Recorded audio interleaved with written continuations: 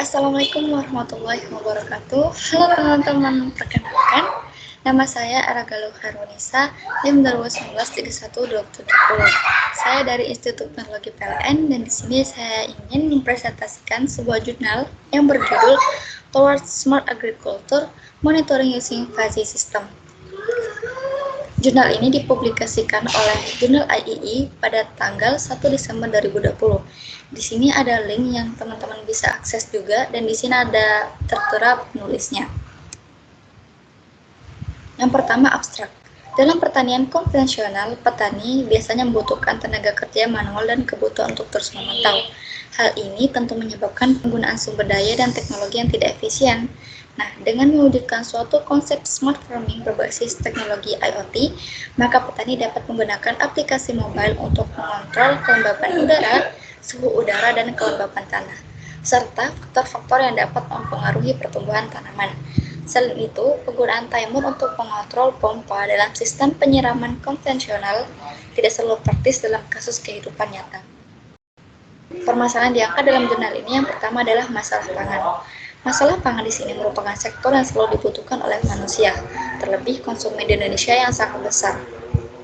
Menurut Kementerian Pertanian pada tahun 2017, sektor pertanian memiliki peranan yang penting dalam pencapaian target dan tujuan SDG atau Program Sustainable Development Goals, yaitu memberantas kemiskinan, mengurangi kesenjangan, dan melindungi lingkungan. Menurut Mark Smulders dari Food and Agriculture Organization PBB, sekitar 19,4 juta rakyat Indonesia masih mengalami kelaparan.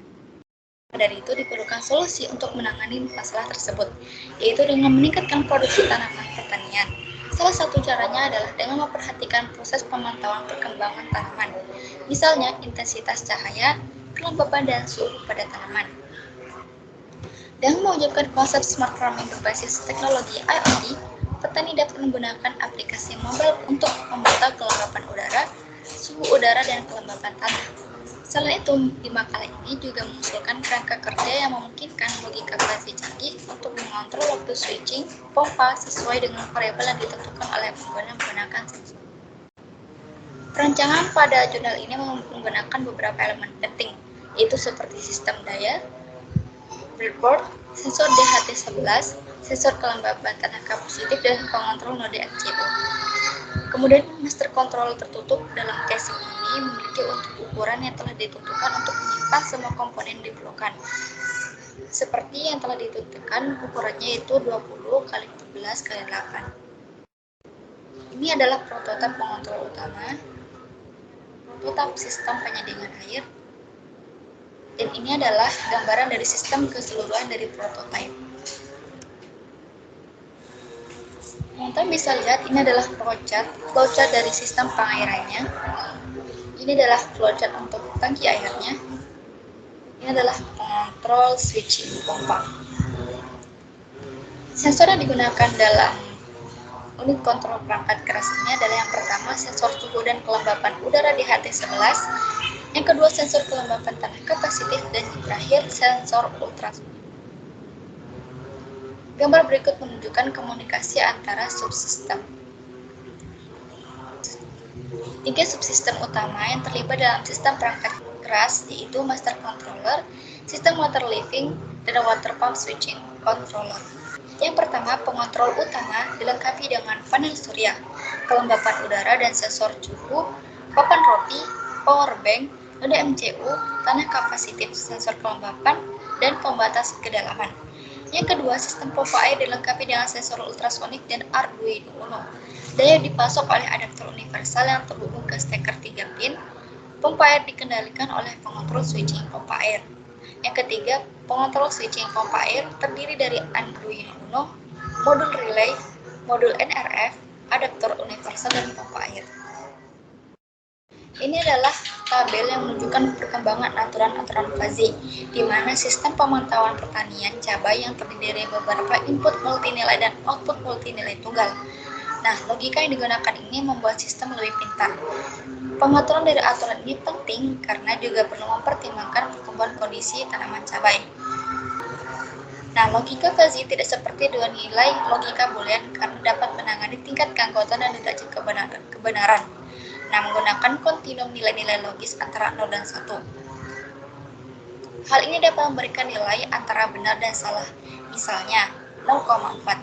Fuzzy sistem ini dirancang berdasarkan lingkungan pertanian cabai dan spesifikasi pompa air yang dipasang di peternakan cabai. Informasi tambahan dari pengurus pertanian juga diambil menjadi pertimbangan untuk mengembangkan sistem fuzzy, dan memberi inferensi dan metode agregasi juga digunakan. Platform ini diimplementasikan untuk arsitektur IoT lengkap. Yang pertama, ThinkSpeak. ThinkSpeak merupakan database time series, di mana ThinkSpeak ini menyediakan pengguna dengan penyimpanan data dari waktu gratis di saluran yang dapat mencakup hingga 8 bidang data. Yang kedua, Open sebagai aplikasi. Instant App Creator yang memungkinkan file Excel atau Google Spreadsheet dengan cepat diubah menjadi aplikasi profesional dengan fungsionalitas tinggi baik online maupun offline. Bahkan dimungkinkan untuk melakukan pembuatan aplikasi otomatis langsung dari sistem bisnis. Yang ketiga, Blink. Blink ini merupakan platform IoT yang dirancang untuk membuat pengembangan dan implementasi perangkat IoT pintar, cepat, dan mudah. Nah, Blink juga dapat digunakan untuk membaca, menyimpan, dan memvisualisasikan data sensor dan perangkat keras kontrol dari jarak jauh. Ini juga merupakan panel kontrol untuk memvisualisasikan dan mengontrol perangkat keras lingkungan dan tersedia untuk Android dan iOS. Ini merupakan variabel input kelembapan udara, variabel input suhu udara, dan variabel input kelembapan tanah. Hasil ditunjukkan dalam jurnal tersebut yaitu seperti dalam gambar berikut. Ini adalah gambar penampil permukaan sistem fuzzy, di mana input ini adalah input dari suhu udara. Outputnya adalah kelembapan udara dengan waktu penyiraman. Sedangkan gambar ini adalah penampil permukaan sistem fuzzy, di mana inputnya ini adalah kelembapan tanah dan kelembapan udara. Sedangkan outputnya adalah waktu penyiraman. Ini adalah gambar di mana inputnya adalah suhu udara dan kelembapan tanah, sedangkan outputnya adalah waktu. Nah, gambar tersebut menunjukkan simulasi waktu penyiraman output dari sistem fuzzy dalam pengaturan yang berbeda. Permukaan yang dihasilkan dalam gambar digunakan untuk menganalisis kerja sistem. Hubungan antara variabel input dan variabel output dapat divisualisasikan. Dari pengujian yang dilakukan, maka dapat disimpulkan bahwa rentang waktu penyiraman di bawah penanganan pengontrol fuzzy yang diusulkan adalah 3,5 sekon hingga 14 sekon. Waktu penyiraman manual adalah 1 menit hingga 2 menit.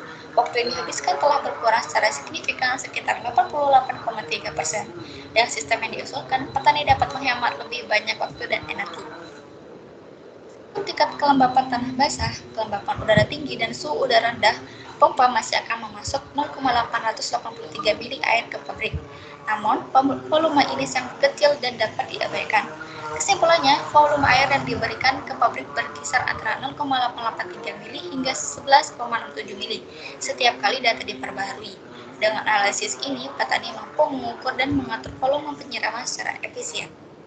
Alasan menggunakan fuzzy logic dalam penelitian ini. Logika fuzzy dipilih sebagai antarmuka utama untuk memungkinkan tanaman dan pertanian untuk berbicara sehingga petani dapat mengetahui kondisi yang tepat dan yang harus diambil. Selain itu, logika fuzzy menggunakan variabel-variabel linguistik yang sesuai dengan kompleksitas tantangan yang ditimbulkan oleh keragaman yang melekat pada pengambilan keputusan pertanian. Dalam jurnal tersebut menjelaskan bahwa sepenuhnya memanfaatkan pengetahuan dari sistem fuzzy untuk memberikan masukan untuk identifikasi laju aliran.